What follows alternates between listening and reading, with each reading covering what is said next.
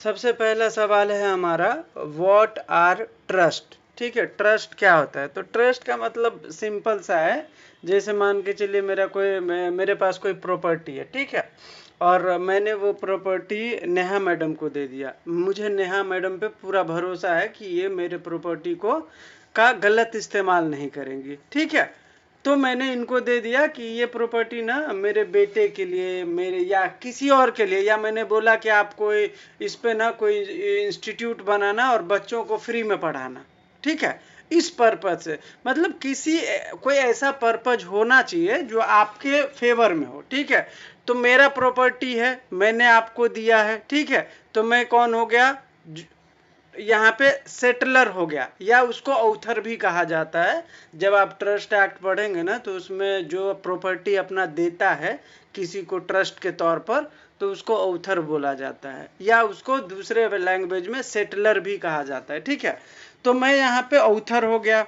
मैं जिसको प्रॉपर्टी संभालने के लिए दे रहा हूँ उसको बोलते हैं ट्रस्टी, ठीक है। वो प्रॉपर्टी संभालेगा, और जो उस प्रॉपर्टी से फायदा उठाएगा उसको बोलते हैं बेनिफिशियरी। जैसे केईएस कॉलेज है, आपने देखा होगा, अपना डीटीएसएस कॉलेज है, बहुत सारे कॉलेज ऐसे होते हैं जो प्रॉपर्टी किसी और का है, ठीक है, उस पे चला कोई और रहा है और फायदा कोई और उठा रहा है। तो जो बच्चे होते हैं वहां पे स्टडी करते हैं, उनके बेनिफिट के लिए किसी ने अपना प्रॉपर्टी दिया होगा वहां पे, ठीक है।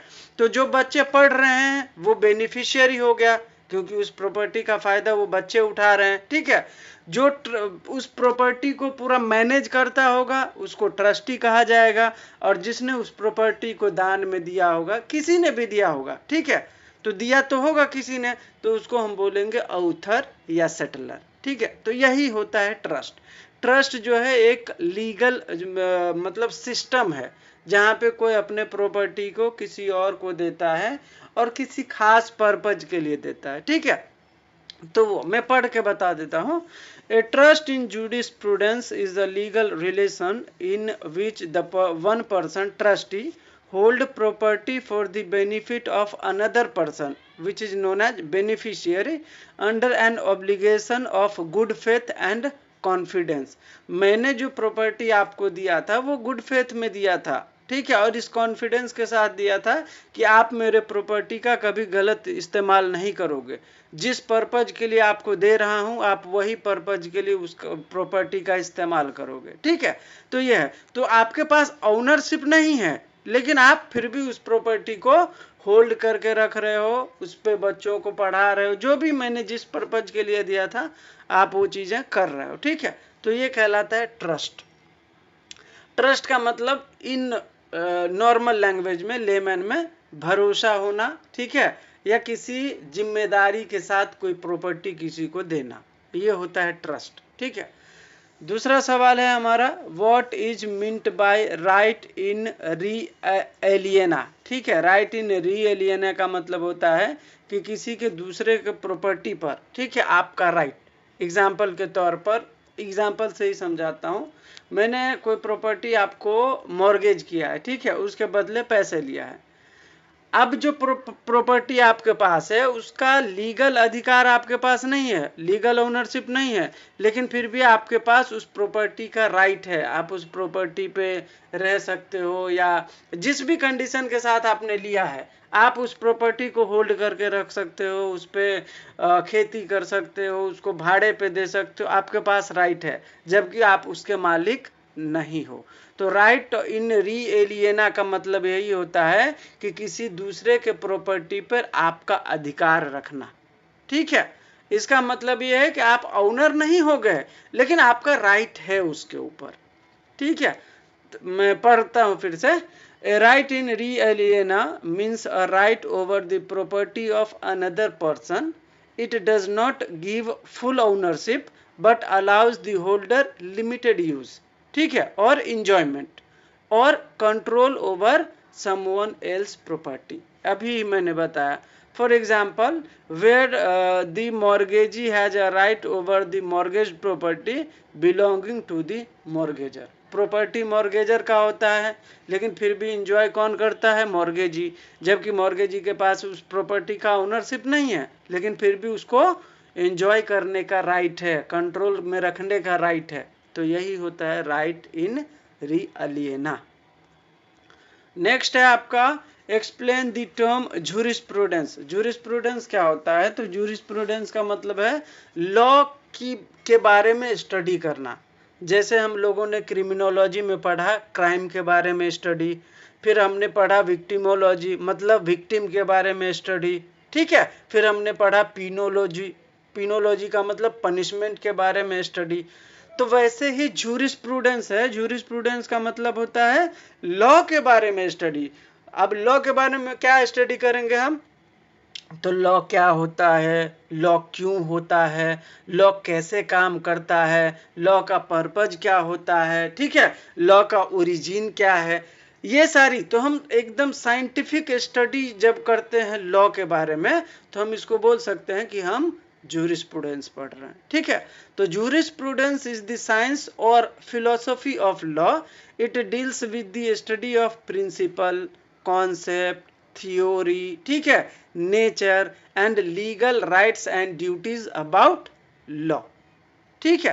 तो यही है। तो जूरिस्प्रूडेंस एक फिलोसफी है लॉ के बारे में। आप लॉ को अगर डिटेल में पढ़ना चाहते हैं तो आपको जूरिस्प्रूडेंस पढ़ना चाहिए, क्योंकि लॉ के बारे में पूरा डेप्थ में जानकारी आपको जूरिस्प्रूडेंस देता है, ठीक है। फिर है नेक्स्ट आपका explain the ground norm. Ground का मतलब क्या होता है? जमीन का स्तर, ठीक है, होता है ना। ग्राउंड फ्लोर का मतलब नीचे का फ्लोर। तो ग्राउंड का मतलब जमीनी स्तर पे, नॉर्म का मतलब होता है एक नियम, रूल, ठीक है। तो ग्राउंड नॉर्म का मतलब होता है जमीनी स्तर पे जो नियम बनाए जाते हैं उसको बोलते हैं ग्राउंड नॉर्म, ठीक है। मतलब एक बेसिक नियम बोलते हैं उसको शॉर्ट में, ठीक है। तो ये एक ऐसा नियम होता है जिसके आधार पर कोई कानून बनाए जाते हैं। अब किस कानून की वैधता कैसे होगी, ठीक है, कोई सा कानून गलत है या सही, हम कैसे मापेंगे? तो कुछ तो हमारे पास ऐसा बेसिक नॉर्म होना चाहिए ना, जिससे हम किसी लॉ को आंक सके कि ये सही है या गलत है। समझ रहे हो? तो ये होता है ग्राउंड नॉर्म। तो हमारे भारत में सब हर देश का ग्राउंड नॉर्म अलग अलग है। हमारे देश में संविधान को ग्राउंड नॉर्म कहा जाता है, क्योंकि हम मानते हैं कि अगर आप संविधान को मानते हैं, ठीक है, तो आपके पास जो भी कानून है अगर वो संविधान के अगेंस्ट है तो वो कानून गलत है, ठीक है। तो भारत के दृष्टि से, हमारे देश के नज़रिए से अगर हम देखें तो हमारा कॉन्स्टिट्यूशन जो है ग्राउंड नॉर्म है। हमारे यहाँ पे जो भी कानून बनाए जाते हैं, जो भी अधिकार दिए जाते हैं, जो भी नियम बनेंगे, अगर संविधान के पैरामीटर में आते हैं, संविधान के ग्राउंड नॉर्म में फॉल होते हैं, तो ही वो कानून बनेंगे, नहीं तो वो इनवैलिड माना जाएगा, ठीक है। तो ये होता है ground norm. The ground norm means basic norm. It was introduced by Hans Kelsen, the founder of the pure theory of law. A ground norm is the fundamental rule or assumption upon which the validity of all laws in legal system is based. ठीक है, मतलब जितने कानून होते हैं ना सब उसी के ऊपर बेस्ड होते हैं। तो हमारे यहाँ तो भारत में जो है संविधान ही है जिसके ऊपर सारे कानून बेस्ड हैं, ठीक है। और जो नए कानून बनाए भी जाते हैं वो भी संविधान पर ही बेस्ड होते हैं। अगर संविधान के किसी भी आर्टिकल से वायलेट हो रहा है वो लॉ, तो वो लॉ अपने आप में व्यवहार में नहीं आ सकता, क्योंकि कोर्ट उसको स्ट्रक डाउन कर देगा, ठीक है। तो यही होता है ग्राउंड नॉर्म, जो हर कानून का जो बेसिक होता है ना, नींव रखने वाला, उसी को बोलते हैं हम ग्राउंड नॉर्म, ठीक है। तो एक होता है ना, जैसे हम घर बनाते हैं तो हम घर के नींव को कैसे मजबूत बनाते हैं ताकि पूरा घर टिका रहे उस पे। तो ऐसे ही हमारे देश में है संविधान, वो हर कानून का नींव है। अगर हम संविधान हटा देना सारा कानून नीचे गिर जाएगा, ठीक है। संविधान ही है जो हर कानून को अपने ऊपर टिका के रखा है। अगर थोड़ा सा भी कानून में कहीं गलती है तो संविधान अगर पकड़ लिया कि ये गलत है तो उसको तुरंत हटा देगा, ठीक है। तो ये है ग्राउंड नॉर्म। नेक्स्ट है 5वां सवाल, what is the law according to Bentham, Bentham के हिसाब से लॉ क्या है। ठीक है, तो वैसे तो लॉ का मतलब है कि जो सरकार बनाता है किसी कानून में, ठीक है, आपके कुछ प्रिंसिपल दिए जाते हैं, उसको फॉलो करना होता है, यही लॉ है। आमतौर पे तो यही होता है ना कि भाई जो आपके फायदे के लिए सरकार ने बनाया है उसको आप फॉलो कीजिए, यही लॉ है। अकॉर्डिंग टू बेंथम, बेंथम के अनुसार कानून का मतलब है कि सरकार जो आपको नियम बना के दिया है, ठीक है, उन्हें आपको पालन करना है, यही है law according to Bentham. Bentham का मानना है कि अगर कोई ऐसा लॉ है जो किसी न किसी तरीके से लोगों को नुकसान पहुंचा सकता है तो आप उसको हटा दीजिए, उसको रखने की जरूरत नहीं है। अगर ऐसे कोई प्रिंसिपल हैं जो किसी इंडिविजुअल को या सोसाइटी को नुकसान पहुंचा रहा है तो आप उस पर्टिकुलर प्रिंसिपल को ही हटा दीजिए। तो बेंथम का मानना है कि अगर ये जो राइट टू प्रॉपर्टी है अपने कॉन्स्टिट्यूशन में, ठीक है, अगर ये राइट टू प्रॉपर्टी समाज के लिए नुकसानदेह है तो आप राइट टू प्रॉपर्टी को हटा दीजिए। अब राइट टू प्रॉपर्टी का अधिकार सही में नुकसानदेह था उस समय पर, तो इसीलिए आपने देखा होगा कि आपके फंडामेंटल राइट से उसको हटा के कॉन्स्टिट्यूशन के 300 आर्टिकल में डाल दिया कि अब भाई ये फंडामेंटल राइट नहीं है।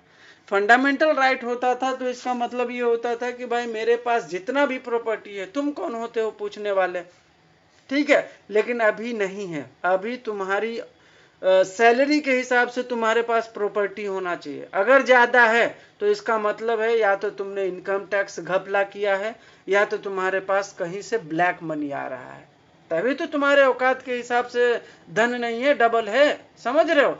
तो अगर ज्यादा है तो फिर सरकार के नजर में आ जाओगे, तो फिर आपके ऊपर केस वगैरह चलेगा। तो इसीलिए राइट टू प्रॉपर्टी को हटा दिया गया और उसको डाल दिया गया कॉन्स्टिट्यूशनल राइट में। और ये बेंथम के हिसाब से एकदम सही है कि भाई अगर राइट टू प्रॉपर्टी समाज को बांटने का काम करता है, सोशल इक्वल इन अनइक्वलिटी बढ़ाता है, तो उसको हटा ही दो, क्योंकि हम समाज को एक तरीके से लेके चलना चाहते हैं, समाज को फायदा पहुंचाना चाहते हैं, नुकसान नहीं पहुंचाना है हमें, ठीक है। तो अकॉर्डिंग टू बेंथम लॉ का मतलब है सरकार के द्वारा बनाया गया ऐसा नियम जो आपको पालन करना चाहिए, ठीक है, और वो आपके फायदे के लिए है, ये भी याद रखना। नुकसान हो तो ऐसा कानून होना ही नहीं चाहिए, आपको फायदा पहुंचाए और आपको नुकसान से बचाए, सरकार के ऐसे नियम कानून कहलाएंगे, ठीक है, यही है कहना। According to Bentham, the law is a rule laid down by a sovereign authority to guide the behavior of people. It is a command that requires obedience. Laws are enforced by sanction or punishment if disobeyed. Bentham emphasized that law is made for humans, not derived from morality. Thus, law is a product of political authority and enforceable rules. ठीक है, मतलब कि कानून जो भी सरकार बनाते हैं वो आपके सुरक्षा के लिए और आपके बेहतरी के लिए होना चाहिए, ठीक है। जैसे सरकार कानून बनाता है कि आप रेड लाइट तोड़ेंगे तो आपको सजा होगा, ये आपके बेहतरी के लिए कानून है, ठीक है, ये लॉ हो गया। तो ये क्यों बनाया गया है? ताकि आप सिग्नल न तोड़े, कोई हादसा न हो और आप सेफ रहे। नहीं तो सरकार को क्या जरूरत था कि रेड सिग्नल तोड़ने से अपराध हो जाएगा, सरकार तो अपराध बनाने की जरूरत ही नहीं थी। सरकार तो जाने दो भाई, तुम मरो, मेरे को क्या है, लाल सिग्नल ही नहीं रहेगा आज से, समझ रहे हो। लेकिन सरकार ने ऐसे नियम बनाए हैं कि आप सुरक्षित रहें, ठीक है। तो जब सरकार आपके सुरक्षित रहने के लिए जब कोई नियम बनाता है तो वो आपको पालन करना होता है, यही है लॉ, ठीक है, लेमन लैंग्वेज में। नेक्स्ट क्वेश्चन है हमारा डिफाइन ऑब्लिगेशन, ठीक है। ऑब्लिगेशन का मतलब तो आपको पता है, जिम्मेदारी, ठीक है। तो यही है, अगर आपको कुछ लॉ के हिसाब से अगर आपको कुछ करने की जिम्मेदारी दी गई है तो आपके ऊपर ये ऑब्लिगेशन है, ठीक है। मतलब ये वैसा एक स्थिति होता है जिसमें आपको कानून के साथ कोई समझौता नहीं कर सकते, ठीक है। आपको ये करना है, लीगली बाउंड है आप करने के लिए, तो आपको करना ही है, ये आपके ऊपर ऑब्लिगेशन होता है, ठीक है। तो ये है, जैसे मैंने किसी से कर्जा लिया तो मेरा ऑब्लिगेशन है कि मैं उस कर्ज को चुकाऊं, मैं उसके पैसे दूं। अगर मैं नहीं देता हूं तो कानूनी रूप से मैं गलत हूं और वो मेरे ऊपर एक्शन ले सकता है, ठीक है। एक एग्जांपल से समझाता हूं मैं। एक्स जो है वाई से घर खरीदने के लिए एक समझौता करता है, ठीक है। एक्स को वाई से घर खरीदना है, इसके लिए वो कॉन्ट्रैक्ट करता है, ठीक है। और एक्स जो है मतलब एक्स जो है वाई का घर का जो प्रॉपर्टी का पेपर वगैरह होता है वो बना लेता है, ठीक है। और उसको जो पैसे देने होते हैं उसमें 50% वो पैसा देता है। तो जब उसको घर का पोजीशन मिलेगा तो इसका ऑब्लिगेशन है कि उसका जो पैसा बाकी है वो उसको दे दे, ठीक है। ये कानून के रूप से भी वैलिड है कि भाई आप घर खरीद रहे हो, कॉन्ट्रैक्ट हुआ है दोनों का, उसमें लिखा होगा कि भाई तुम पैसा दोगे पूरा तो मैं घर का पूरा कागजात दूंगा। तो आपको कागजात मिल गए हैं तो आप पूरा पैसा दीजिए, तो आपको उसके पैसे देने लीगल ऑब्लिगेशन है, ठीक है। तो यही होता है। तो an obligation is a legal bond, ठीक है, that binds a person to perform or refrain from doing something for another's benefit. The person bound is called debtor and the person entitled to performance is the creditor, ठीक है। बहुत easy है। If A promises to B ₹100, A has an obligation to pay, B has the right to receive it. मैंने A मान के चले, ए ने बोला कि मैं बी से कि मैं तुमको 100 रुपए दूंगा किसी चीज के, ऐसे तो फ्री में तो देगा नहीं, किसी चीज के दूंगा, ठीक है। तो अब ए का ऑब्लिगेशन हो गया कि वो बी को 100 रुपए देगा, ठीक है। और बी का राइट हो गया कि वो 100 से मतलब ए से 100 रुपए लेगा, ठीक है। तो जिसका किसी का ऑब्लिगेशन किसी का राइट हो सकता है। मेरा यहाँ पे ऑब्लिगेशन है उनको देना और उनका राइट है मेरे से लेना, ठीक है, यही है। आगे राइट भी पूछा रहेगा, ये देख लेना। नेक्स्ट क्वेश्चन है हमारा, what do you mean by immediate position. Immediate position का मतलब क्या होता है, जब कोई व्यक्ति किसी चीज को सीधे तरीके से अपने पास नहीं रखता, ठीक है, सीधे तरीके से नहीं रखता, दूसरे व्यक्ति के जरिए से उसके पास आता है। एग्जाम्पल के तौर पे मैंने कोई प्रॉपर्टी अब भाड़े पे लगा दिया, ठीक है। एग्जाम्पल के तौर पे मेरा कोई प्रॉपर्टी है मलाड में और मैंने भाड़े पे दे दिया राजू को, ठीक है। अब वहां पे मेरा जो पोजीशन है वो इमीडिएट पोजीशन है, ठीक है। रह कौन रहा है, राजू रह रहा है, भले वो भाड़ा दे रहा है, ठीक है। तो राजू का उस प्रॉपर्टी पे डायरेक्ट पोजीशन होगा, मेरा जो होगा वो इमीडिएट पोजीशन होगा, ठीक है। बस यही 3 लाइन है, तो मैं पढ़ देता हूँ। Immediate position means position of a thing through another person. In this case, the possessor does not have direct physical control over the property, but exercises possession by virtue of a relationship with the person who has a direct possession. ठीक है, example, a landlord has the immediate possession of a house through his tenant who has direct possession. यही बताया मैंने आपको कि मैं अगर किसी को भाड़े पे रूम देता हूँ तो उस प्रॉपर्टी पे अब मेरा इमीडिएट पोजीशन है, ठीक है। डायरेक्ट पोजीशन किसका होगा, मेरे टेनेंट का होगा, ठीक है। तो यही होता है इमीडिएट पोजीशन। नेक्स्ट है आपका व्हाट इज कस्टम। कस्टम का तो मतलब होता है कि भाई कोई ऐसा परंपरा या रीति रिवाज जो एंशिएंट पीरियड से चलते आ रहा है, ठीक है, और लॉ ने उसको जो है वैलिड मान लिया है। तो अगर लॉ उसको मानेगा तो फिर वो कानून में आ जाएगा। कुछ ऐसे भी कस्टम होते हैं जो आज के हिसाब से सही नहीं है तो हम उसको हटा भी देते हैं। बहुत सारे ऐसे कस्टम थे हमारे जो हम बहुत शुरू से फॉलो करते आ रहे थे, लेकिन अभी ऐसा लग रहा है कि वो नहीं जरूरत है, ठीक है, तो हमने हटा दिए। तो कुछ ऐसे कस्टम्स होते हैं जो शुरू से चलते आ रहे हैं और आज भी अनिवार्य रूप से हम उसको फॉलो करते हैं, ठीक है। तो वो कस्टम के तौर पे कानून में भी समाहित हो जाता है, ठीक है। एग्जाम्पल के तौर पर आप शादी करते थे पहले जमाने में तो 7 फेरा लेते थे, ये क्या था, ये कस्टम था, ठीक है। फिर हम जब हिंदू लॉ लाए तो हम उसमें उस कस्टम को लीगली तौर पर वो कर दिया, ठीक है, मतलब ऐड कर दिया। तो अब वो आया कस्टम से था लेकिन वो बन गया लॉ, ठीक है। तो कोई ऐसा रीति रिवाज या कोई ऐसा परंपरा जो बहुत पुराने समय से चलते आ रहा है और वो आज भी अनिवार्य रूप से माना जाता है, ठीक है, तो वो कस्टम कहलाता है। कस्टम हमेशा लॉफुल होना चाहिए, ठीक है। अब ऐसा कोई कस्टम नहीं होना चाहिए कि आज के जमाने में गलत हो तो वो वैलिड भी नहीं है। बहुत सारे ऐसे कस्टम थे जिसको हटा भी दिया गया। अब इस्लाम धर्म में ले लो ना, ट्रिपल तलाक का उन लोगों का कस्टम था, शुरू से ही वो करते आ रहे हैं ट्रिपल तलाक का सिस्टम। आज लगा कि नहीं भाई वो जरूरी है ही नहीं इस्लाम धर्म में ट्रिपल तलाक देना, तो उसको हटा दिया गया, ठीक है। तो ये सारी चीजें हैं, तो ये कस्टम कहलाता है। नेक्स्ट है आपका डिफाइन ऑबिटर डिक्टा। ऑबिटर डिक्टा का मतलब होता है जब सुप्रीम कोर्ट या हाई कोर्ट, मेनली यहाँ पे सुप्रीम कोर्ट होता है क्योंकि उनके प्रेसिडेंट बनते हैं, ठीक है। तो जब सुप्रीम कोर्ट कोई ऐसा डिसीजन ले रहा हो तो उसमें सुप्रीम कोर्ट फैसले के अलावा भी अपनी प्रतिक्रिया जाहिर करते हैं, ठीक है। तो वो जो प्रतिक्रिया जाहिर करते हैं उसको हम ऑबिटर डिक्टा बोलते हैं। मतलब उसका उस डिसीजन से कोई मतलब नहीं है, ठीक है, लेकिन जज ने अपने इस फैसले में ऐसे ही कुछ टिप्पणी की अपने लेवल पर, तो उसको हम ऑबिटर डिक्टा बोलते हैं, ठीक है। उसको हम किसी भी तरीके से जजमेंट के साथ जोड़ नहीं सकते। वो जज के अपने ओपिनियन होते हैं, अपनी राय होती है। जैसे आप लोगों ने देखा होगा नुपुर शर्मा के केस में, उन्होंने नुपुर शर्मा के ऊपर बहुत मतलब कुछ खरी खोटी सुनाया।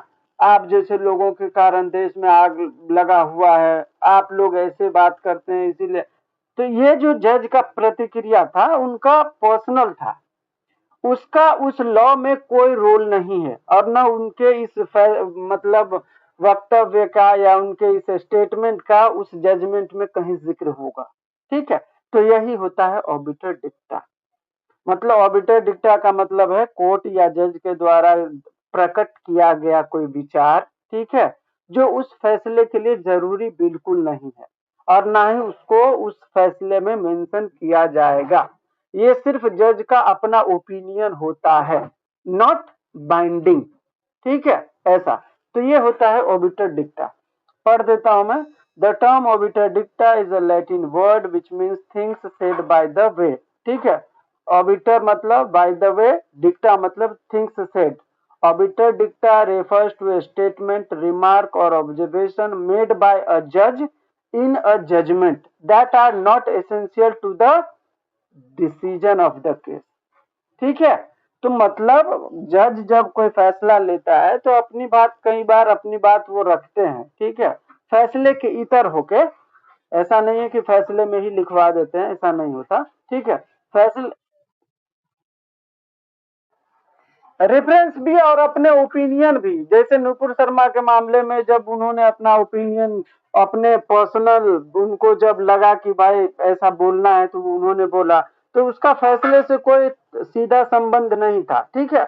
उन्होंने अपने जो उनको विचार लगा या उनको जो सलाह लगा उन्होंने दिया, उसका कोई प्रेसिडेंट भी नहीं बनता, ये भी याद रखिएगा, ठीक है।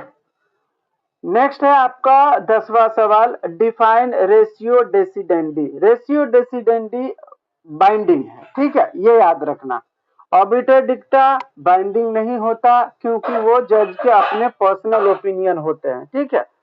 रेशियो डेसिडेंडी बाइंडिंग होता है क्योंकि वो जब जजमेंट पास कर रहे होते हैं उस जजमेंट में उनका तर्क क्या था उस जजमेंट के परिप्रेक्ष्य में, ठीक है, वो उसमें रहता है।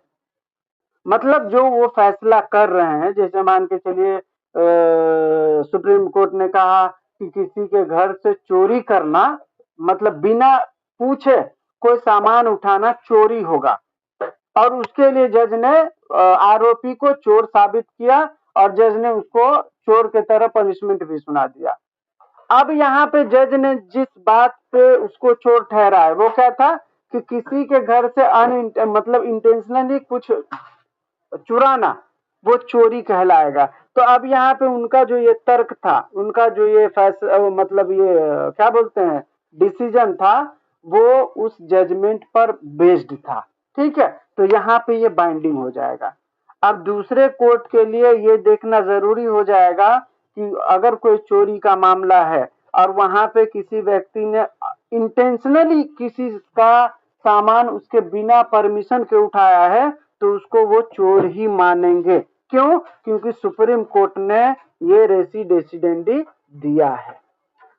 ठीक है, तो किसी फैसले को जब हम देखते हैं कि ये फैसला हुआ है तो उसके पीछे कुछ ना कुछ तो जज का रीजनिंग रहा होगा ना, उसी रीजनिंग को रेशियो डेसिडेंडी बोलते हैं लेमैन लैंग्वेज में।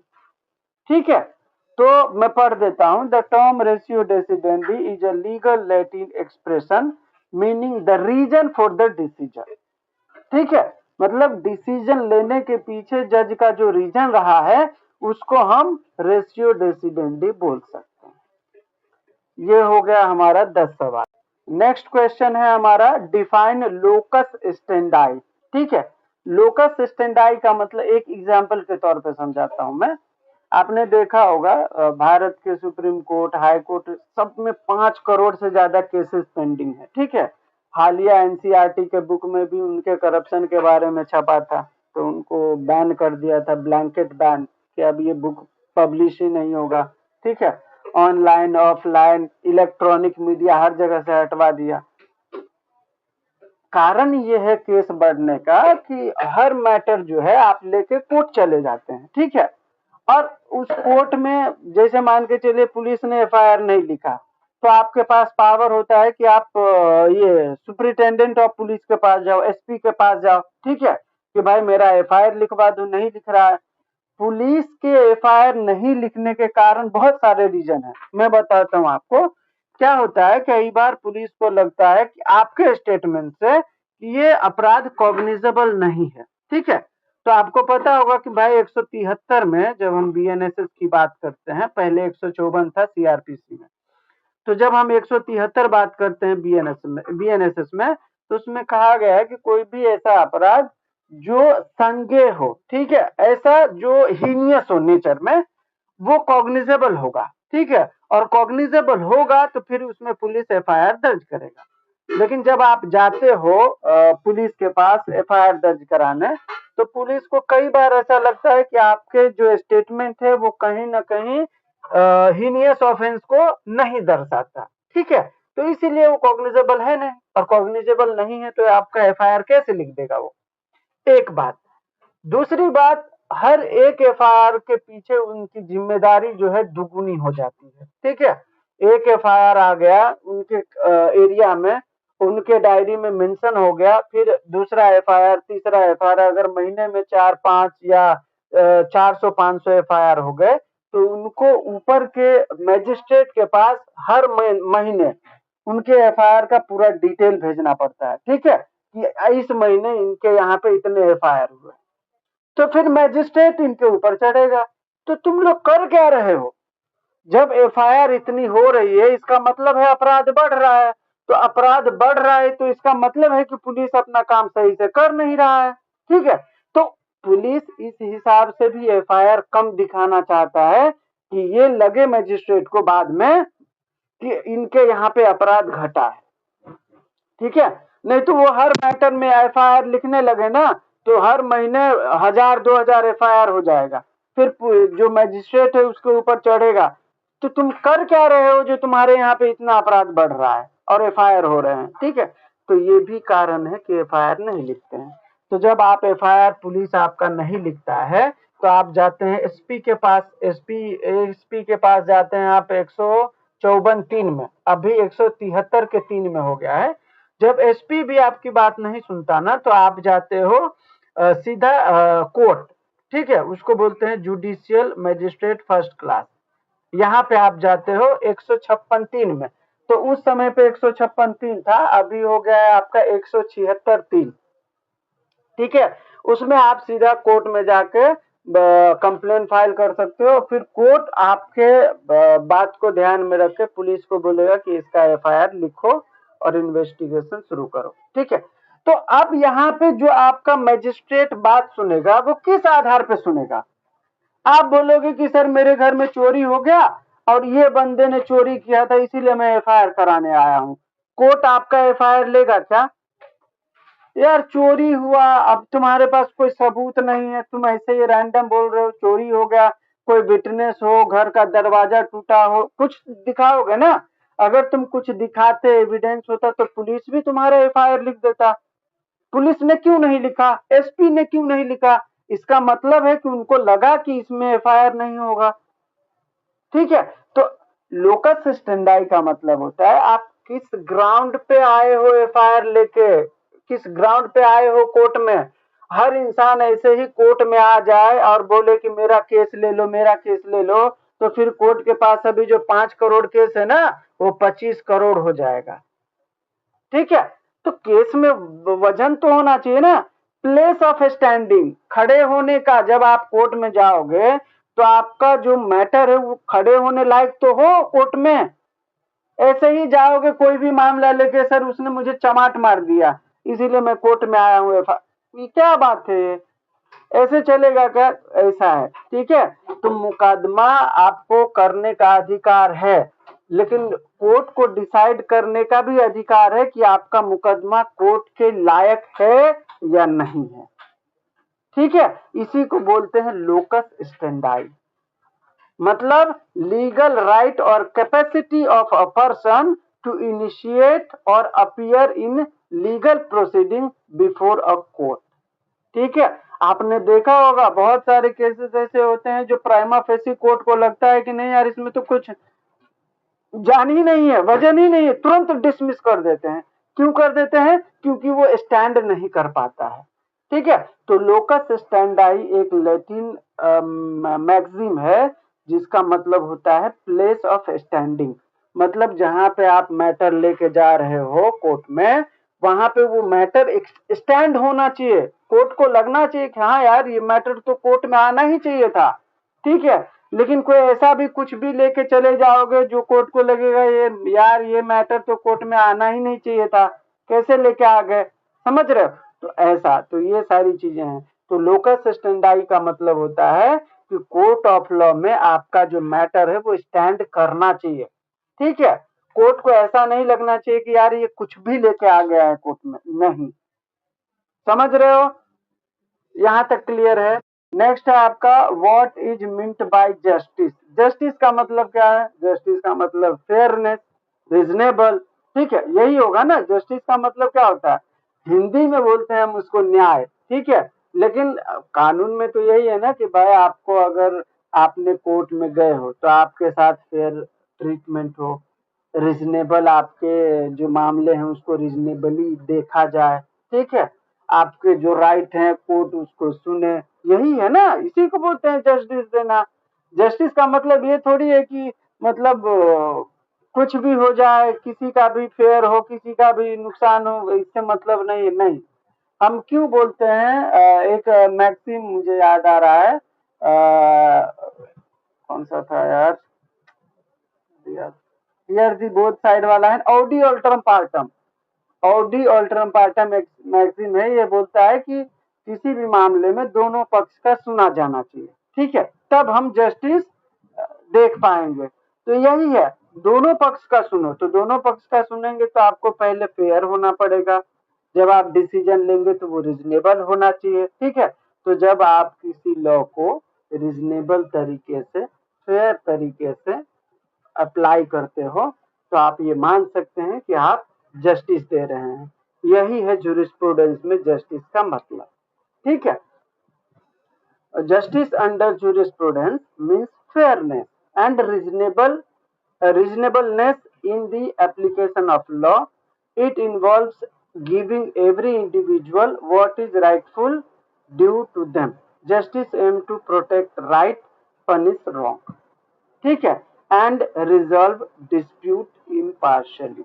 जस्टिस का मतलब यही है ना कि भाई जो गलत है आप उसको पनिश करें, जो सही है आप उसके फेवर में आए। ठीक है, जो डिस्प्यूट है उसको इम्पार्शियली आप रिजॉल्व करें, बिना किसी के हक में जाए। ठीक है, यही है जस्टिस।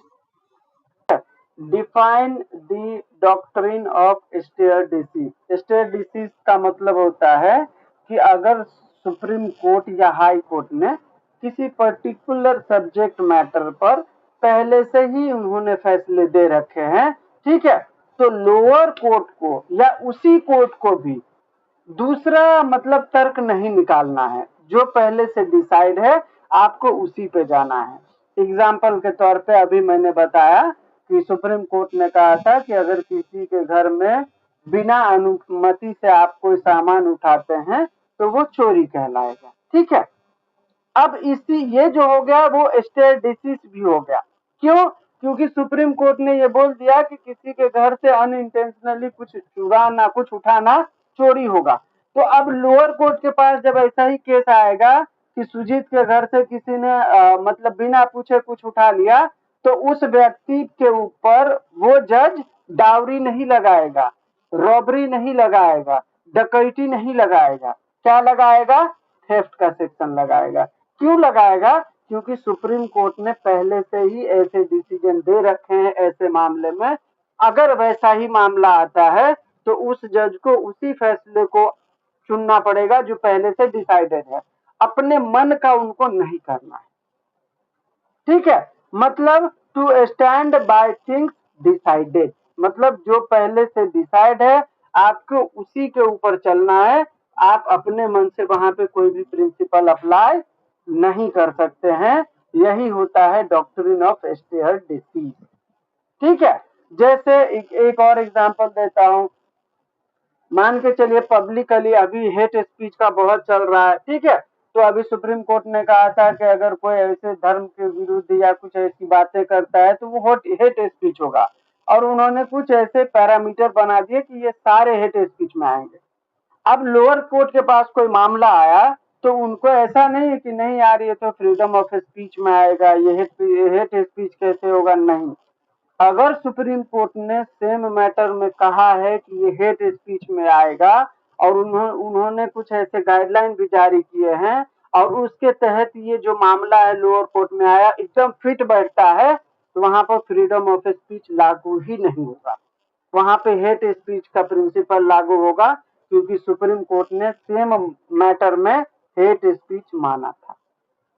ठीक है, तो यही है स्टे डिसीज का मतलब, सिंपल सा, to stand by things decided, जो पहले से डिसाइड हो चुका है आपको उसी पे कायम रहना है, आपके अपने डिसीजन उस पे अलग से नहीं लगाने। ठीक है, इसको प्रेसिडेंट भी कहा जाता है।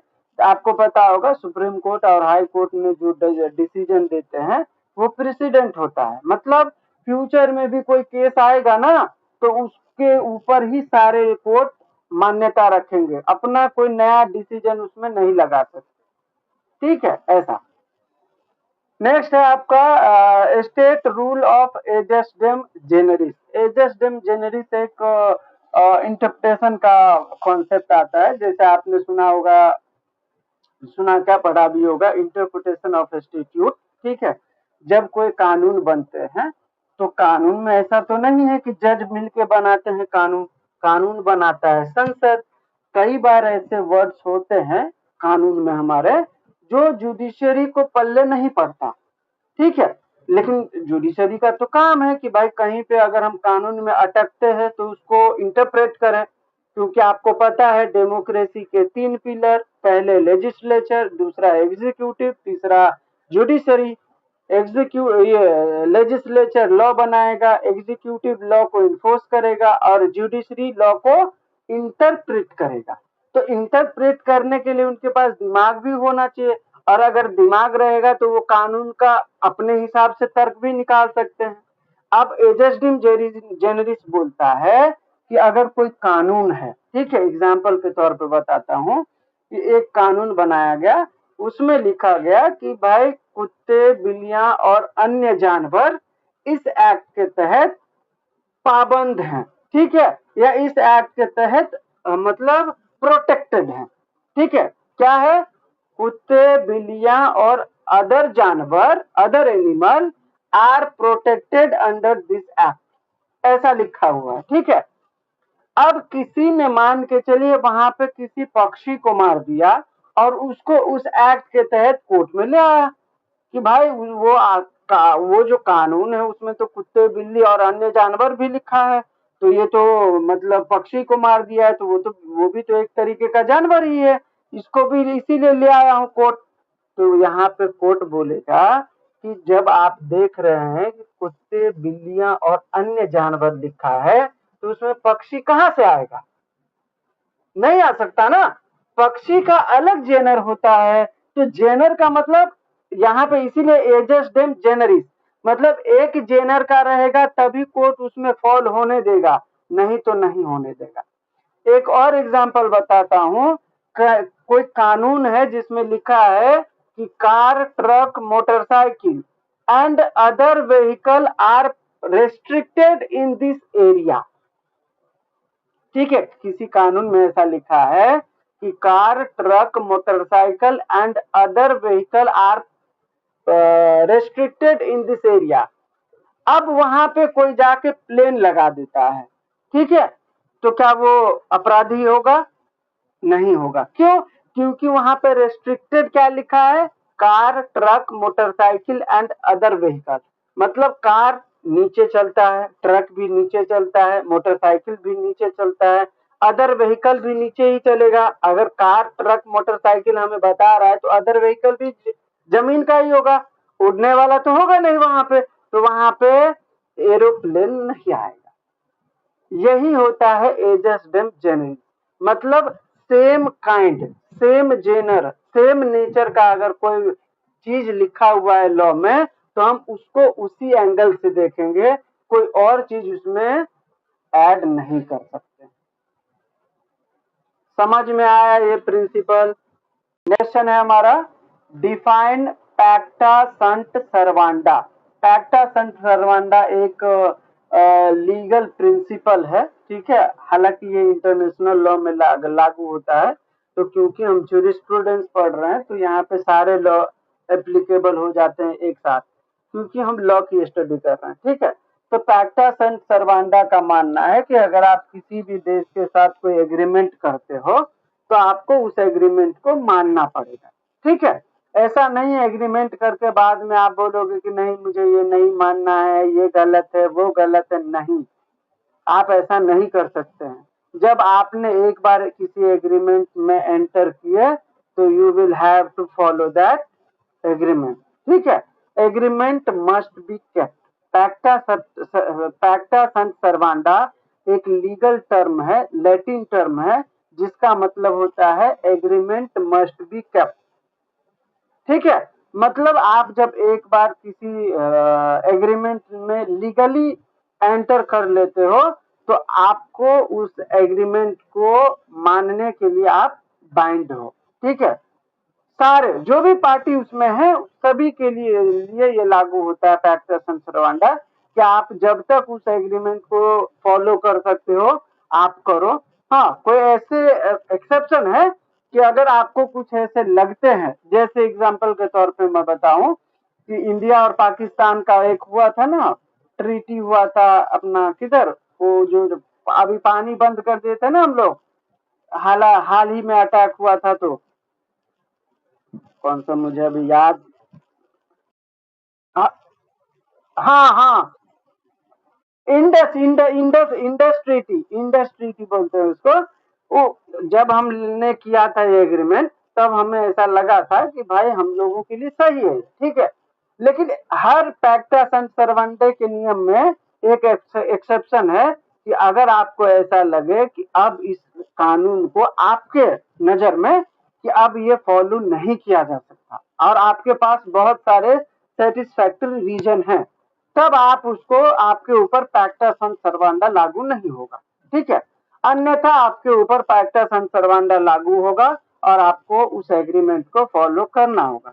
तो हमने वो जो इंडस रिवर ट्रीटी जो है हमने उसको अभी वो कर दिया, मतलब उसमें से हम निकल गए हैं, ठीक है, हम उसको फॉलो नहीं करते क्योंकि हमारे पास रीजन था, भाई हमारे यहाँ पे इतने आतंकी घटनाएं कर रहा है वो पाकिस्तान और हम उसके साथ एग्रीमेंट में बने रहे, सवाल ही नहीं है, तो हम निकल गए।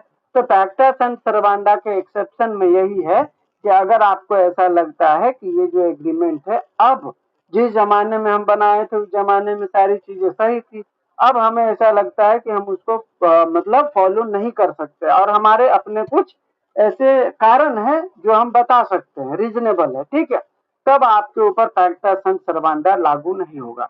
अन्यथा पैक्टा संघ सर्वांडा बोलता है कि आप किसी के साथ भी एग्रीमेंट करते हो, किसी भी देश के साथ, ठीक है, तो आपके पास आपको आपके ऊपर ऑब्लिगेशन है कि आप उस एग्रीमेंट को मतलब फॉलो करो और इक्वली ट्रीट करो, ठीक है।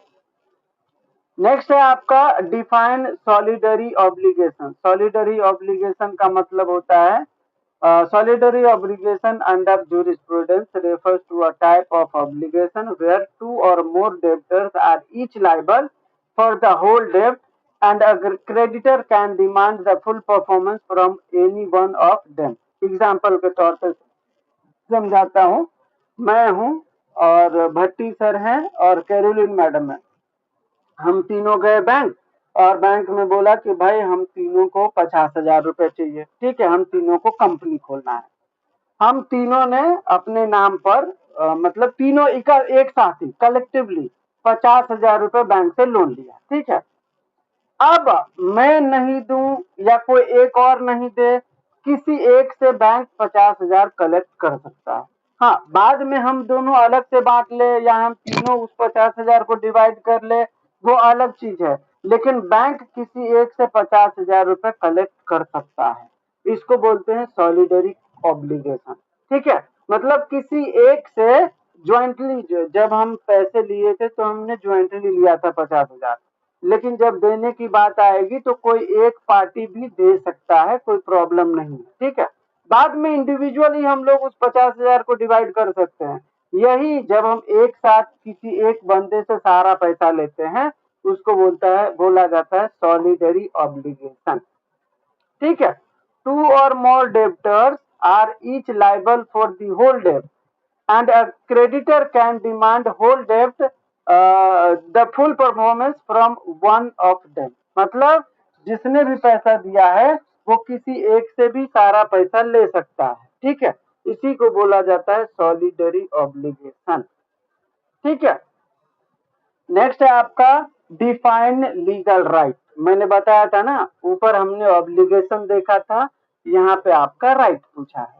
तो जूरिस्प्रूडेंस में लीगल ऑब्लिगेशन और लीगल राइट दोनों के बहुत महत्व है, ठीक है। तो लीगल राइट का मतलब क्या है? आपको प्रॉपर्टी रखने का अधिकार है, लीगल राइट है। आपके पास राइट टू लाइफ है, पर्सनल लिबर्टी है, आपका लीगल राइट है। एजुकेशन का राइट लीगल राइट है, और वोट का राइट लीगल राइट है, इक्वलिटी का राइट लीगल राइट है, कॉन्ट्रैक्ट करने का राइट लीगल राइट है, कॉम्पनसेशन लेने का राइट लीगल राइट है। मतलब ऐसा कोई राइट जो किसी लॉ के द्वारा आपको दिया गया हो। सिंपल सी बात, लीगल राइट का मतलब right recognised and enforceable by law, ठीक है। कोई ऐसा अधिकार जो कानून के द्वारा आपको मिला गया है, ठीक है, और कानून के द्वारा आप उस राइट को इन्फोर्स करा सकते हो, ये आपका लीगल राइट कहलाएगा, ठीक है। एग्जाम्पल के तौर पे भी बता दिया तो मुझे नहीं लगता है और इसको विस्तार में समझाने की जरूरत है। नेक्स्ट है आपका question number 18, describe two benefit of studying jurisprudence. Jurisprudence पढ़ने के कोई दो बेनिफिट बताइए। तो पहली बात तो आप लॉ को एकदम डीप में समझ जाते हो, ठीक है, तो ये पहली बात है। और दूसरा, आप better application and interpretation of law, law कहाँ पे और कैसे अप्लाई होता है या हो सकता है, इसका आपको अच्छा खासा नॉलेज हो जाता है। तो ये दो मतलब बेनिफिट है जब आप जूरिस्प्रूडेंस पढ़ते हैं तो पहला, कानून का गहरा समझ हो जाता है आपको, ठीक है, और कानून किस परिस्थिति में कहाँ और कैसे लागू होता है इसके बारे में आपको बहुत अच्छा नॉलेज हो जाता है, ठीक है। ये भी आपको मतलब बेनिफिट के तरीके से आप देख सकते हैं जब आप जूरिस्प्रूडेंस पढ़ते हैं तो, ठीक है। नेक्स्ट है आपका what kind of justice reflected in article 17 of the Indian constitution. तो आपको हमेशा याद रखना जो आपके फंडामेंटल राइट हैं वो आर्टिकल 12 से 35 तक में है, ठीक है। उसमें आपका आर्टिकल 20 जो है 40 जो है इक्वलिटी बिफोर लॉ की बात करता है। आर्टिकल 15 जो है आपका डिस्क्रिमिनेशन के बारे में बात करता है, प्रोहिबिशन ऑफ डिस्क्रिमिनेशन। आर्टिकल 16 बात करता है आपका ये क्या बोलते हैं, इक्वालिटी इन एम्प्लॉयमेंट, ठीक है, इक्वल अपॉर्चुनिटी इन एम्प्लॉयमेंट। और आर्टिकल 17 बात करता है अबोलिशन ऑफ अनटचेबिलिटी, छुआछूत जो उस जमाने में बहुत प्रिवलेंट था, उसको खत्म करने की बात करता है आर्टिकल 17। तो ये बोल रहा है कि किस टाइप का जस्टिस जो है आर्टिकल 17 से रिफ्लेक्ट है, तो सोशल जस्टिस से, ठीक है। पहले जमाने में मतलब बहुत सारे लोग ऐसे थे जो सोशली बैकवर्ड थे, इकोनॉमिकली बैकवर्ड थे, पॉलिटिकली बैकवर्ड थे, और यही कारण है कि आर्टिकल 15 में 4 ऐड किया गया, स्पेशल प्रोविजन दिया गया, तो SC/ST एक्ट बना।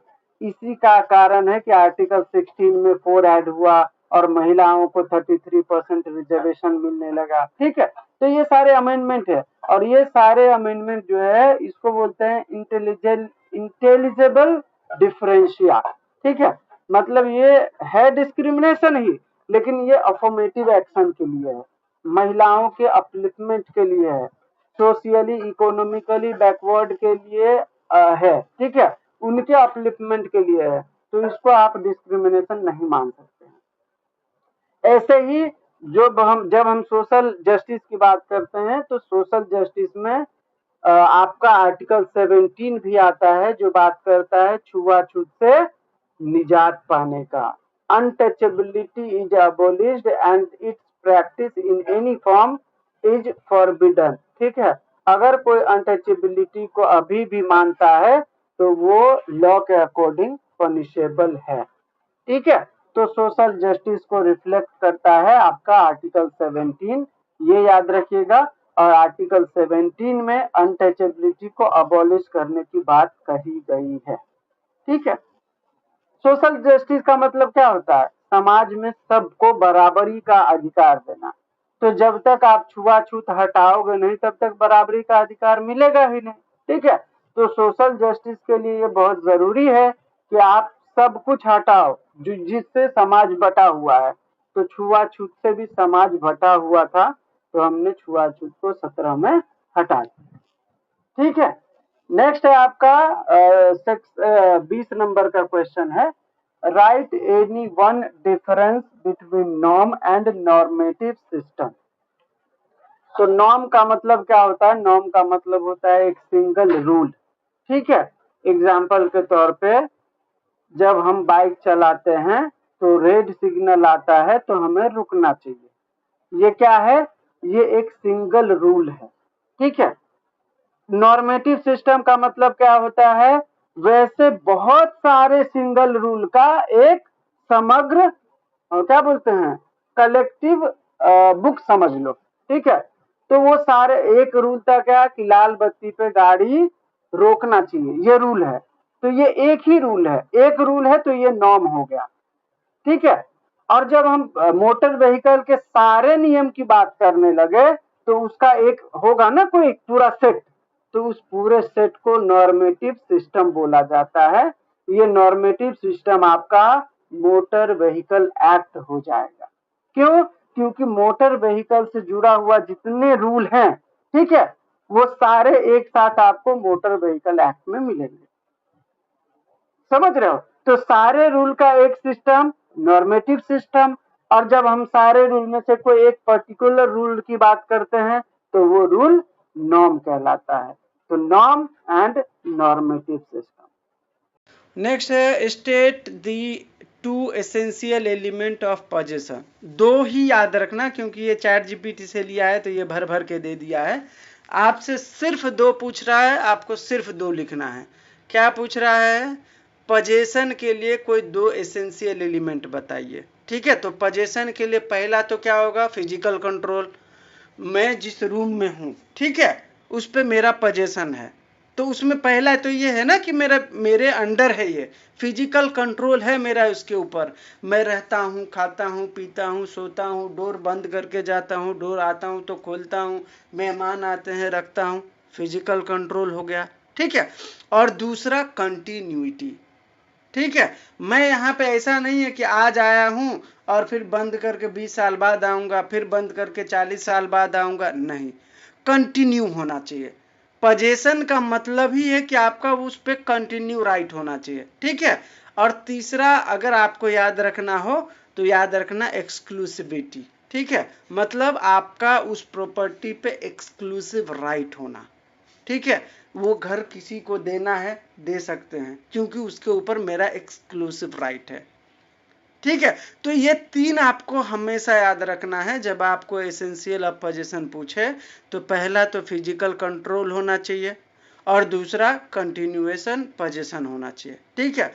और तीसरा एक्सक्लूसिव कंट्रोल, उस प्रॉपर्टी पे आपको जो भी करना है आप कर सकते हैं। भाड़े पे देना है भाड़े पे दे दो, किसी गेस्ट को बुलाना है गेस्ट को बुला लो, आपको कोई इंटरफेयर नहीं कर सकता, ठीक है। तो ये आपके 2-3 एसेंशियल एलिमेंट हैं। नेक्स्ट है आपका what are the two main purpose of law. Law का मेन पर्पज क्या है?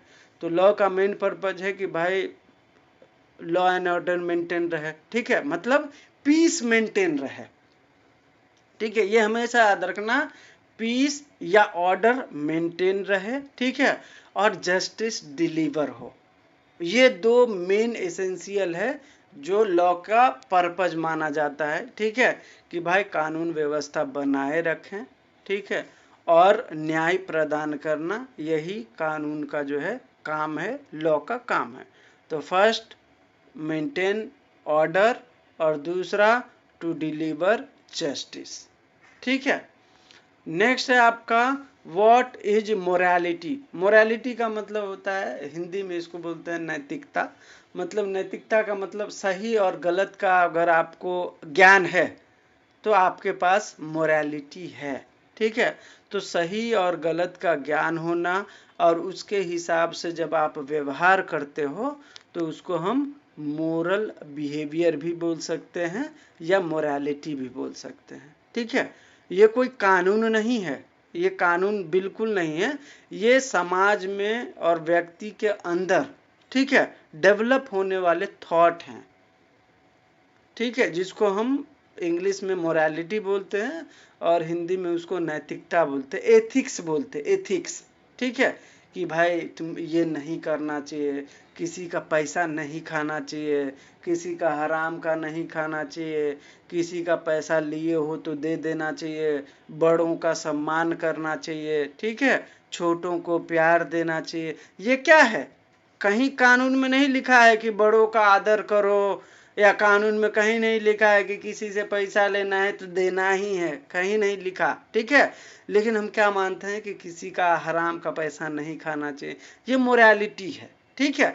तो मतलब सही और गलत का ज्ञान अगर आपके पास है और अगर आप उसके हिसाब से काम कर रहे हो, व्यवहार कर रहे हो, तो यही है आपका मोरालिटी, ठीक है। नेक्स्ट है आपका व्हाट इज सुप्रीम लेजिस्लेशन, ठीक है। सुप्रीम लेजिस्लेशन, लेजिस्लेशन का मतलब होता है यहाँ पे कानून, और सुप्रीम का मतलब होता है सर्वोच्च, सबसे बड़ा। तो हमारे देश में सबसे बड़ा कानून जो है हमारा कॉन्स्टिट्यूशन है, हमेशा याद रखना, ठीक है।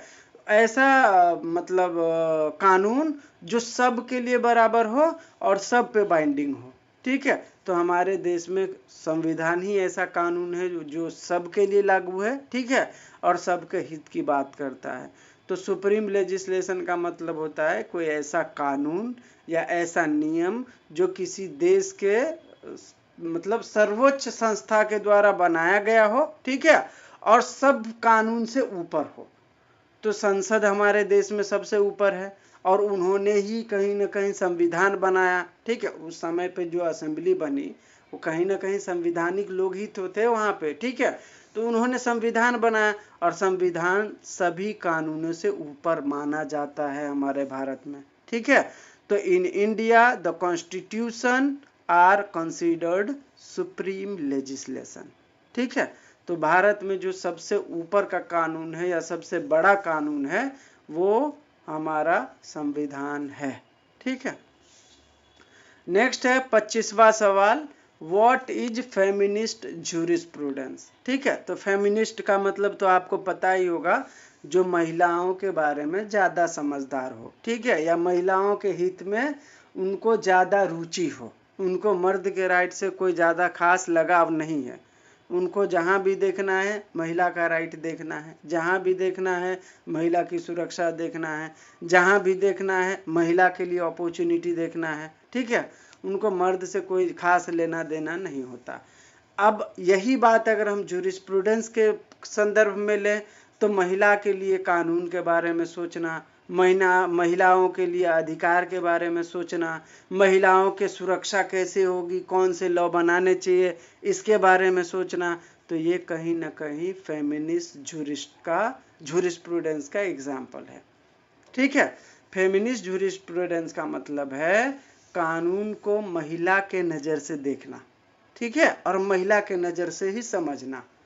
अब उसमें उनके राइट को ढूंढो, उनके इनइक्वालिटी हो रहा है तो उसको समझिए, उसमें कहाँ कहाँ उनके राइट वायलेट हो रहे हैं वो देखिए, अगर उनके साथ भेदभाव हो रहा है तो उसके लिए आवाज़ उठाइए। तो ये कहीं ना कहीं फेमिनिस्ट जूरिस्प्रूडेंस का ही एग्जाम्पल है।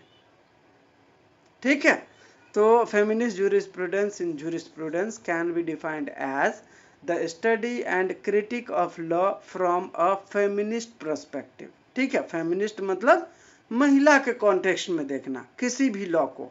ठीक है, focusing on how laws affect women and aiming to achieve gender equality. ठीक है, ये हो गया हमारा 25वां सवाल। What do you understand by codification of law. Codification of law क्या होता है? तो कोडिफिकेशन का मतलब होता है, मैं आपको इजी लैंग्वेज में बताता हूँ। आपने देखा होगा टॉर्ट लॉ, ठीक है, टॉर्ट लॉ आप लोगों ने देखा, उसमें कहीं है क्या सेक्शन?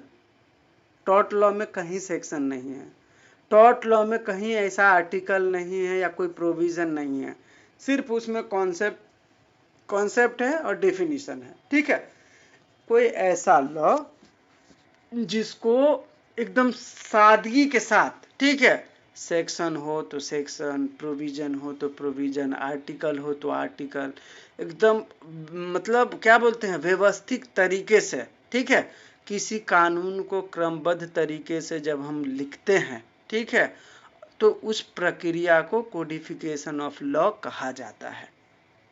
जैसे हमारा BNS है, आप देखेंगे उसमें 358 सेक्शन है। ठीक है, हर सेक्शन का अलग अलग है। जैसे आप महिलाओं का देखेंगे तो आपको आएगा 63 से 96 या कुछ ऐसा है। ठीक है, फिर आप अगर स्टेट के बारे में देखेंगे तो उसमें अलग प्रोविजन है।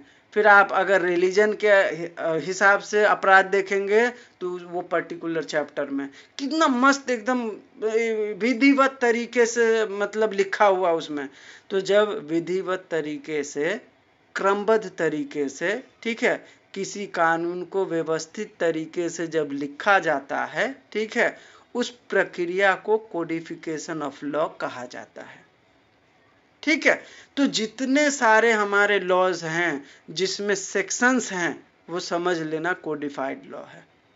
ठीक है, IPC ले लो, BNSS ले लो, BSA ले लो, या आपका कॉन्ट्रैक्ट एक्ट ले लो, ये सारे कोडिफाइड लॉ हैं, क्योंकि कहीं ना कहीं उसमें सारे जो सेक्शंस हैं वो एकदम सलीके से, क्रमबद्ध तरीके से लिखा हुआ है उसमें। ठीक है, तो ये होता है कोडिफाइड करना। ठीक है, तो कोडिफिकेशन पहले के लॉ का भी हो सकता है, बाद के लॉ का भी हो सकता है, या पहले के लॉ में से कुछ निचोड़ के निकाल लेना और नया लॉ में उसको ऐड कर देना। ठीक है, उसको हम भी बोल सकते हैं कोडिफाई करना।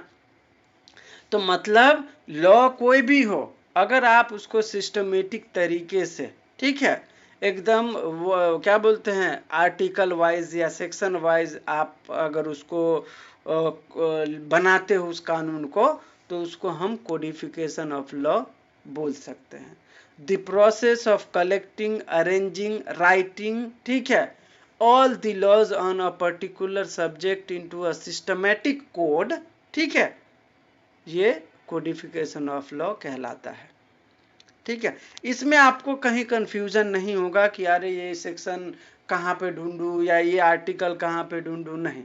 आप एकदम क्रमबद्ध तरीके से, जैसे आप कॉन्ट्रैक्ट एक्ट भी देखेंगे तो माइनर पहले डिफाइन किया गया है, फिर अनसाउंड माइंड डिफाइन किया गया है, फिर आपका जो है क्या बोलते हैं, जो मतलब लॉ के अकॉर्डिंग डिसेबल है उसको डिफाइन, मतलब बहुत सलीके से डिफाइन किया गया है।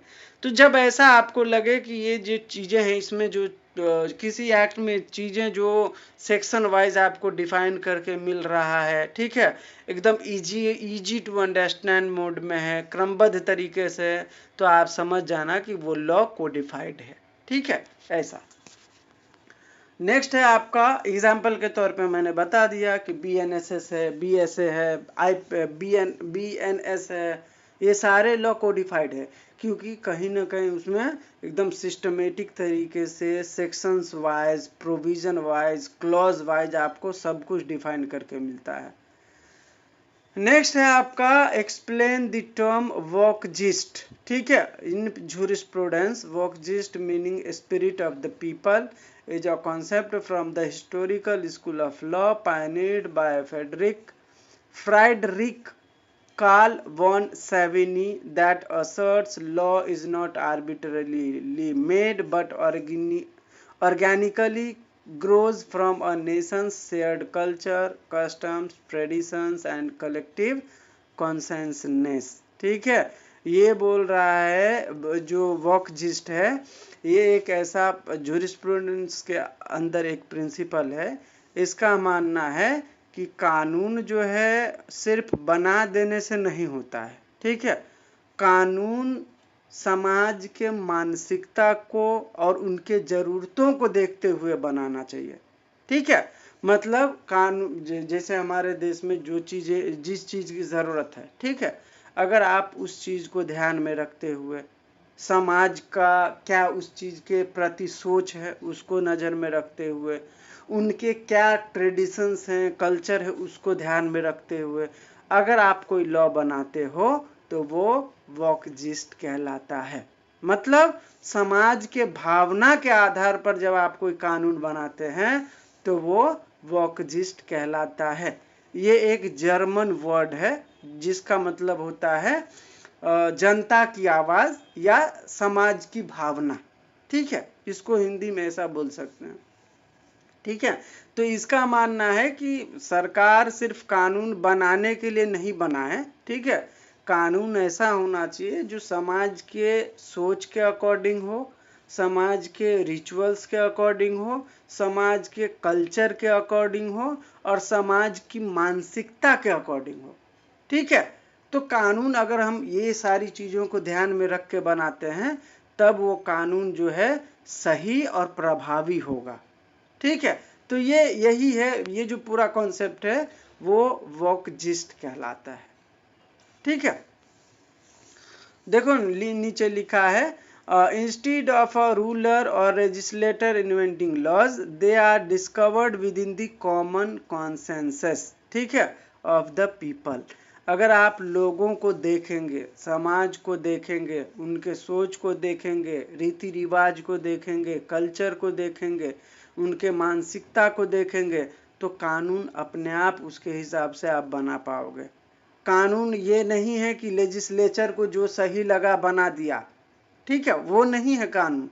कानून वो है जो लोगों के हित के लिए, लोगों के सोच के हिसाब से, लोगों के रीति रिवाज के हिसाब से, लोगों के मानसिकता के हिसाब से, लोगों की ज़रूरतों को ध्यान में रखते हुए बनाया जाए, ठीक है, तभी वो कानून प्रभावी भी हो सकता है और वो लेजिटिमेट भी हो सकता है, ठीक है। तो ये है। नेक्स्ट है आपका question number 28, what is concept of धर्म। धर्म का मतलब होता है, जब एंशिएंट पीरियड की हम बात करें, ठीक है, तो क्योंकि कानून जो है, क्यों हम धर्म के बारे में बात करते हैं, तो कानून अभी ही मैंने डिस्कस किया आपसे कि कानून जो है बहुत सारी चीज़ों से बनता है। उसमें पहला है एसेंशियल कस्टम, ठीक है। और कस्टम का मतलब क्या होता है, कोई ऐसा रीति रिवाज जो शुरू से चलता आ रहा है और आज भी इक्वलेंट जरूरी है, ठीक है, तो उसको हम कस्टम बोलते हैं, ठीक है। ऐसा ही है धर्म। धर्म भी जब एंशियंट पीरियड की बात करें तो धर्म हम किसको बोलते थे? धर्म हम बोलते थे कि अच्छे काम करो, आप तब आप माने जाओगे कि आप धर्म के रास्ते पर हो। ठीक है, आपके जो काम हैं, जो आपको ड्यूटी दी गई है, वो आपका धर्म है। ठीक है, मैं पहले जमाने की बात करता हूँ। माता पिता की सेवा करो, ये किसी कानून में नहीं था, लेकिन हम क्यों फॉलो करते थे? क्योंकि धर्म ऐसा बोलता था कि ये सही है, और अगर आप सही काम करते हो तो आप धर्म पे चल रहे हो। समझ रहे हो? तो धर्म यही बताता था, धर्म कोई लॉ नहीं था उस समय पर, ठीक है, बल्कि एक नियम था। ऐसा लोग मानते थे कि अगर आप माँ बाप की सेवा करोगे, माँ बाप की सेवा करना आपकी ड्यूटी है, और अगर आप माँ बाप की सेवा कर रहे हो तो आप धर्म कर रहे हो। तो धर्म का मतलब था उस समय पर न्याय करना या कर्तव्य का पालन करना, ठीक है, या सही काम करना। ये सारी चीजें धर्म के अंदर आता था। ठीक है, और धर्म जो है कहीं ना कहीं मोरालिटी से जुड़ा हुआ था। आपको पता है क्या सही है और क्या गलत है। ठीक है, यही है मोरालिटी भी। और अगर आप सही काम कर रहे हो तो ये धर्म की बात कर रहे हो। ठीक है, क्योंकि धर्म बोलता है कि अगर आप सही काम कर रहे हो, ठीक है, आपके कर्तव्य का पालन कर रहे हो, तो आप धर्म कर रहे हो।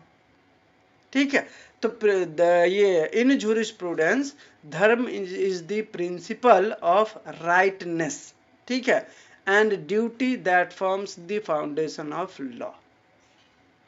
It combines morality, ethics and social responsibility. ठीक है, law enforces the practical aspect of dharma, but dharma itself is a broader concept including ethical duty beyond mere legal enforcement। ठीक है, तो धर्म का मतलब होता है सही, और मतलब सही काम करना और गलत काम से बचना। ठीक है, यही होता है। नेक्स्ट क्वेश्चन है आपका 29, functions and purpose of law. तो लॉ का पर्पज क्या है और फंक्शन क्या है, आपसे ये पूछ रहा है। तो लॉ का फंक्शन और पर्पज दोनों एक ही बात है। ठीक है, अगर आप देखेंगे तो फंक्शन का मतलब क्या है कि लॉ से क्या क्या हो सकता है, और पर्पज का मतलब क्या है कि लॉ क्यों, मतलब लॉ क्या क्या कर सकता है और लॉ क्यों बनाया गया। तो लॉ को बनाने का पर्पज ही यही है कि भाई सोसाइटी में पीस मेंटेन रहे।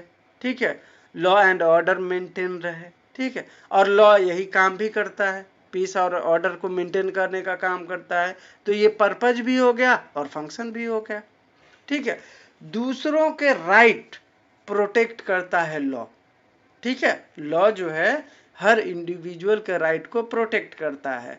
तो इंडिविजुअल के राइट को प्रोटेक्ट करने के लिए हमने लॉ बनाया, तो ये हो गया पर्पज ऑफ लॉ। ठीक है, और लॉ करता क्या है, प्रोटेक्ट करता है इंडिविजुअल के राइट को, तो ये फंक्शन हो गया। ठीक है, फिर है एडमिनिस्ट्रेशन ऑफ जस्टिस, न्याय करना, ये लॉ का काम है। ठीक है, तो लॉ हमने क्यों बनाया, ताकि सभी को जस्टिस मिल सके। फंक्शन क्या हो गया लॉ का कि भाई लॉ जो है जस्टिस देने का काम करेगा। ठीक है, दोनों इंटरलिंक्ड है।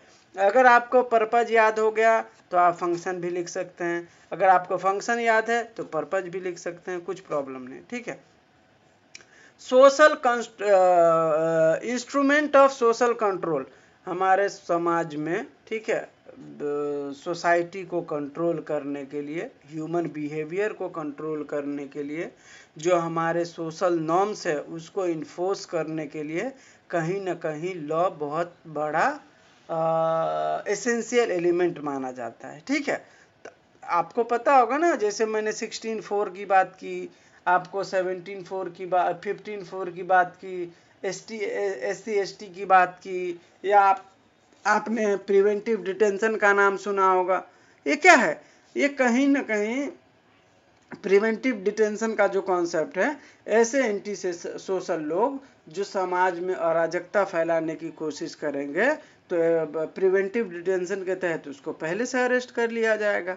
तो ये क्या है, तो ये कहीं ना कहीं सोसाइटी को अच्छे लेवल पर, ठीक है, कंट्रोल करने का काम करता है, इंसान को रेगुलेट करने का काम करता है, सोशल नॉर्म्स को इन्फोर्स करने का काम करता है, एंटी सोशल एक्टिविटी को डिस्करेज करने का काम करता है, सोसाइटी में डिसिप्लिन को मेंटेन करने का काम करता है, प्रमोट करने का काम करता है, ठीक है। तो ये सारे लॉ ही करते हैं। फिर है आपका agent of social change, society को बदलने में, सोसाइटी को डेवलप करने में कहीं ना कहीं लॉ जो है एक एजेंट का काम करता है, ठीक है। तो हम सोसाइटी को बदलने के लिए ही लॉ बनाए, तो ये हो गया पर्पज ऑफ लॉ। और ये जो लॉ है वो सोसाइटी को बदलने में बहुत बड़ा योगदान भी देता है। और सही बात है, आपने देखा होगा बहुत सारे ऐसे रीति रिवाज थे, ऐसे लॉ थे जो हमारे देश में अभी जरूरी नहीं था, हमने हटा दिया, ठीक है। तो सोशल चेंज भी लॉ ही करता है। और फिर है promotion of social welfare and justice, मतलब सोशल वेलफेयर और जस्टिस को प्रमोट करना भी लॉ का प्राइमरी पर्पज है और फंक्शन भी है, ठीक है। लास्ट है आपका Roscoe Pound's theory, Roscoe Pound's theory of social engineering, ठीक है। पहले मैं इंग्लिश में पढ़ देता हूँ 2-3 लाइन, फिर मैं अच्छे से समझाता हूँ। Roscoe Pound, a renowned American jurist and the founder of sociological jurisprudence, propounded the theory of social engineering. According to him, law is a tool to balance competing interests in society and to achieve maximum social satisfaction with minimum friction. Meaning of social engineering: Roscoe Pound compared society to a machine and law to an engineer. Just as an engineer adjusts the part of a machine to make it work efficiently, law should regulate human relation to create a harmonious society. ठीक है, तो ये बोल रहा है, ये जो आपका लॉ है अकॉर्डिंग टू रॉस्को पाउंड, ठीक है, ये बोल रहा है law as a tool for social control. According to Pound, law is not merely a set of rules but an instrument of social control. Its main function is to regulate individual conduct and reconcile conflicting interests to ensure social order and progress. ठीक है, तो ये कहीं ना कहीं आपको ये बताता है कि कानून जो है, मैंने पहले भी बताया आपको कि कानून जो है सरकार बनाता है वो नहीं है, ठीक है। कानून जो सोसाइटी में लोग रह रहे हैं उसके बिहेवियर के आधार पर होना चाहिए, उनके कंडक्ट के आधार पर होना चाहिए, तभी आप कानून को सही मायने में इन्फोर्स करा सकते हो, ठीक है। इसको मैं बहुत शॉर्ट में समझाता हूँ, ठीक है। रॉस्को पाउंड जो है उन्होंने सोशल इंजीनियरिंग का कॉन्सेप्ट दिया, ठीक है, उनका ही ये थ्योरी है। उनका मानना है कि कानून का इस्तेमाल जो होता है वो समाज को बेहतर बनाने के लिए, ठीक है, औजार के तरह यूज किया जाता है, ठीक है। जैसे इंजीनियर को आपने देखा होगा जो घर बनाते हैं, ठीक है, जो घर बनाते हैं उनके पास बहुत सारे मशीनें होती हैं, ठीक है, टूल्स होते हैं जिससे वो घर बनाता है, ठीक है। तो हम उसको मानते हैं कि भाई वो इंजीनियर है और वो घर बनाता है। अगर हम सोशल इंजीनियरिंग की बात करें तो यहाँ रॉस्को पाउंड बोलता है कि एक इंजीनियर जैसे मशीन को ठीक करता है, बहुत सारे टूल्स होते हैं उनके पास, ठीक है, वैसे ही कानून को भी इंसान का ज़रूरत है। कैसे? तो अगर आप ऐसे लोग हैं, ठीक है, जिनको पता है कि कानून कैसे बनाए जाने चाहिए, ठीक है, कानून का कैसे इस्तेमाल किया जाना चाहिए, कानून को कैसे इन्फोर्स किया जाना चाहिए, तो आप कहीं ना कहीं कानून को समाज में अच्छी तरीके से लागू करा पाओगे और कानून का इस्तेमाल समाज को बेहतर बनाने के लिए अच्छा रहेगा, ठीक है। तो ये है कॉन्सेप्ट ऑफ सोशल इंजीनियरिंग। मतलब रॉस्को पाउंड ने कानून को जो है वो सिर्फ कानून का किताब के तहत ही गवर्न होने वाला नहीं समझा, उन्होंने समझा कि भाई अगर आपको समाज में संतुलन बना के रखना है तभी आपको कानून जो है, कानून को आप इन्फोर्स करा पाओगे, ठीक है। अगर समाज में संतुलन बना हुआ है तब आपका कानून फॉलो किया जाएगा। ठीक है, गोल क्या था इसका, नो मिनिमम वेस्ट, ठीक है, मैक्सिमम वांट, मतलब कम से कम समय की बर्बादी हो और जितने ज़्यादा से ज़्यादा लोग उसको मतलब उस लॉ का जो है फायदा उठा सकते हैं। मतलब ऐसा कोई कानून हो जिसका नुकसान बहुत कम हो और फायदा बहुत ज़्यादा हो। ठीक है, तो पाउंड ने कहा कानून को 3 तरीके से, ठीक है, तालमेल में लाना चाहिए। इंसान के जीवन में अगर कानून को अगर आपको इन्फोर्स करना है तो आप इस 3 तरीके से कानून को इन्फोर्स करा सकते हो। किस 3 तरीके से, प्राइवेट तरीके से, मतलब व्यक्ति के निजी अधिकार या संपत्ति का अधिकार है उसके हिसाब से, या स्टेट के हित में, ठीक है, या सोसाइटी के सुरक्षा और नैतिकता के हित में। उदाहरण के लिए मैं बताऊं, रॉस्को पाउंड के हिसाब से कि अगर कोई ऐसा लॉ है, ठीक है, जिसमें राइट टू प्रॉपर्टी का कोई कॉन्सेप्ट है और वो राइट टू प्रॉपर्टी कहीं ना कहीं सोसाइटी को डिवाइड करने की कोशिश कर रहा है, ठीक है, या सोशल इनइक्वालिटी को मतलब बढ़ा रहा है, नुकसान पहुंचा रहा है, ठीक है, तो आपको ऐसे कानून को हटा देना चाहिए। ठीक है, ये रॉस्को पाउंड सोशल इंजीनियरिंग के तहत बोलना चाह रहा है। ठीक है, तो अगर इन शॉर्ट हम बात करें तो रॉस्को पाउंड के हिसाब से कानून का काम है समाज को व्यवस्थित तरीके से चलाना जिसमें सभी लोग खुशी खुशी रह सके। ठीक है, अब ऐसा कोई कानून नहीं है कि कोई पर्टिकुलर कम्युनिटी खुश है, कोई पर्टिकुलर कम्युनिटी नुकसान में है। जैसे राइट टू प्रॉपर्टी का था, पहले जमाने में राइट टू प्रॉपर्टी एक फंडामेंटल राइट हुआ करता था, ठीक है, बाद में उसको हटा दिया गया। तो सोशल जस्टिस के लिए अगर आपको ऐसे कोई कानून है या नियम है तो आप उसको हटा भी सकते हो, कोई प्रॉब्लम नहीं है, लेकिन आपको सभी पूरे समाज को एक साथ सुरक्षा भी देना है और उसके भलाई के लिए काम भी करना है। तो उसमें आपको किसी व्यक्ति के निजी अधिकार को ध्यान में बिल्कुल रखने की ज़रूरत नहीं है या स्टेट के फेवर में जाने की ज़रूरत बिल्कुल भी नहीं है। आपको सिर्फ सोसाइटी को देखना है और अगर सोसाइटी में सभी खुशी खुशी रह रहे हैं तो फिर आप समझ लो कि आपका जूरिस्प्रूडेंस या लॉ जो है एकदम सही तरीके से चल रहा है। तो ये है आपका सोशल इंजीनियरिंग का concept according to Roscoe pound.